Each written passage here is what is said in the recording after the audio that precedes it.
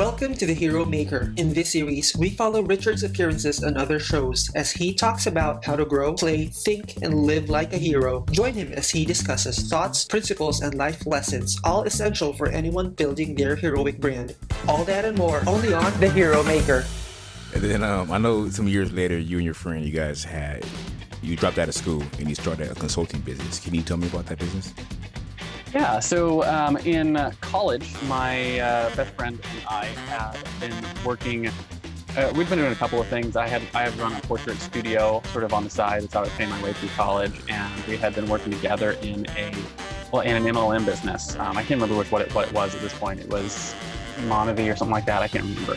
But anyways, we had learned through that organization a whole bunch of stuff about marketing and other things. And because of attempts to grow that business, and we did pretty well, had got into a program called Magnetic Marketing that was all about using marketing to draw leads and stuff to you. And so through that, learned a whole bunch of skills about direct response marketing and using direct response marketing to drive sales and drive leads for an MLM business. And learned pretty quickly in the MLM business that it's not based on your efforts. And because of that, you don't really have a lot of control over where it goes. So we shut that down. But both of us have sort of fallen in love with the whole idea that you could impact the way people interact with you and the interactions they take because of marketing, right? You could string words together in the right direction and change people's actions for the better for themselves and for you, and to actually drive sales and impact their lives.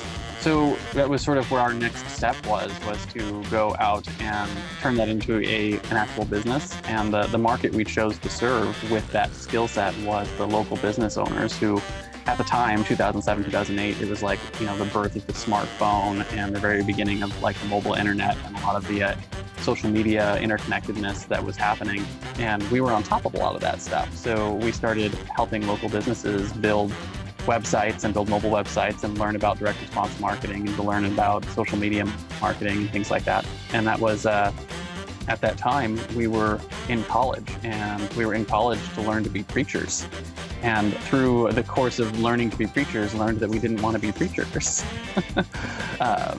So we both dropped out of school. That was August 27th. I can remember the date for whatever reason, but it was August 27th, 2007. And we both dropped out of school. Both of our wives stayed and finished their degrees, but we didn't.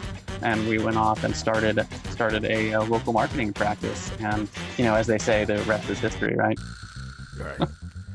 But I had read that you had said that you were barely feeding your family. How much money were you making? So when we first started, it took a number of years to actually figure out how to legitimately run a business. So my first couple of years, it was like, we would get a project, and the project would be, I was doing things like building entire websites for someone and the whole marketing plan for like $500. And we'd turn around and like increase their sales by like 5x for things that we were doing. And, they'd make an extra $100,000 in their business a year. And we charged them $500 to do that. Right. And because that's what we were doing, I didn't have the confidence in myself. I was still thinking like a employee, right? Whereas like it only took me 4 hours of work to do this, and I'm only worth $10 an hour. So, it was like, it's a $40 project, so maybe I'll charge you $100 for it kind of thing. So I didn't really know how to price things based on value.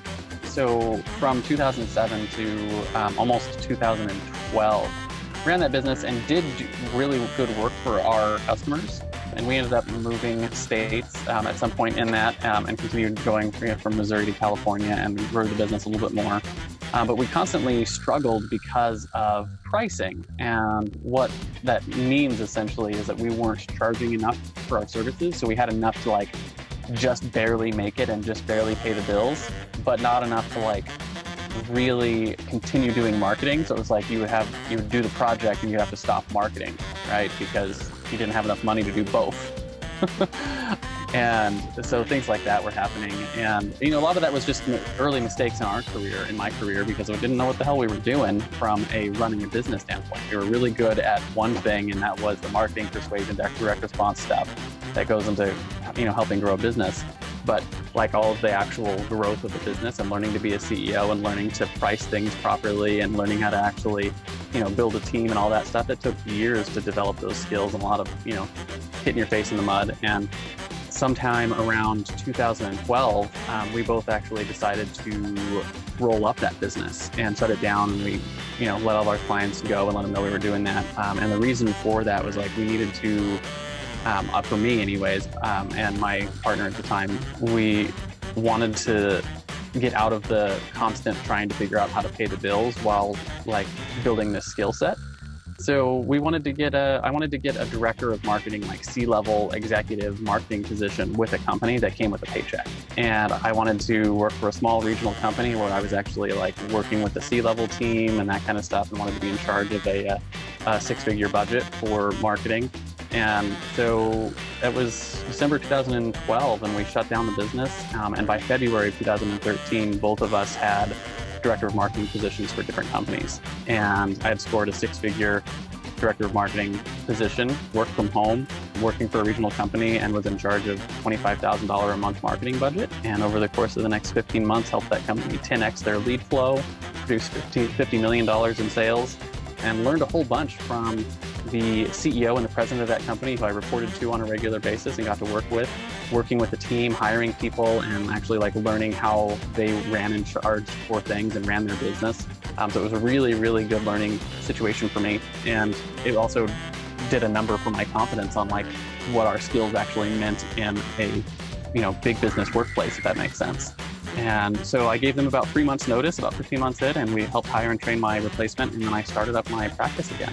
So that was in 2015 or so. And I have been doing what I do now since then, which is working with expert brand businesses to help build their education and their masterminds and their programs, stuff like that, and all the marketing that goes along with it. And then helping them more recently build their podcasts, weekly shows, that kind of stuff. And we just launched a service called Push Button Podcast that's in that vein.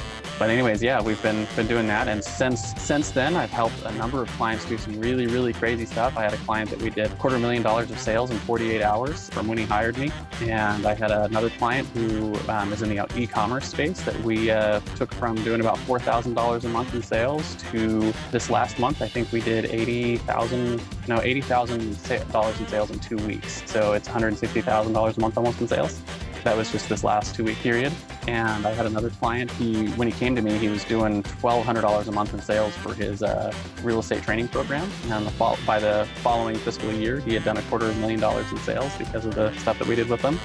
So we've done some really cool work with people in that space. I had another person in the real estate training space who went from nowhere to being the #1 wholesaling trainer in the country in the investing space. So we do some really cool work now in that space, and I really, really love it. And it's become a passion of mine. I now have a team of 4 people, that, including myself, that work on this business, and get to be a virtual CEO, so to speak, because we're all over the world.